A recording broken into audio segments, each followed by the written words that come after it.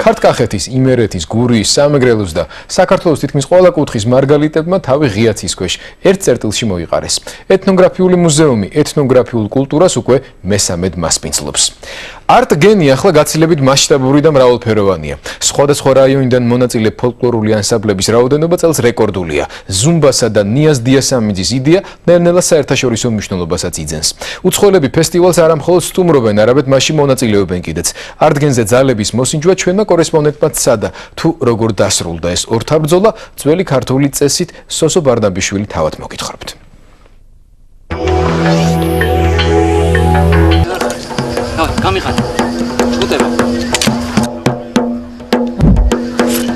ძველი ქართული საბრძოლო ხელოვნების შესწავლას 10 წელი მოანდომეს. ექსპედიციებში ხევსურული, თუშური და ზოგად ქართული ფარიკაობის გარდა ჭიდაობის სხვადასხვა სახეობებიც შეკრიბეს. პლასტიკურ თეატრს არაპლასტიკური მეტოქე შეხვდა.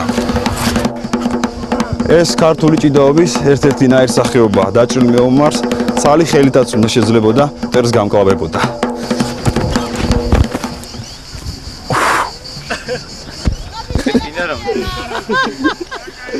ბეჭებზე დაცემის შემდეგ ჟურნალისტობა ოპერატორმა ითავა. ჟურნალისტიკა სხვათვის მოითხოვს მართალია?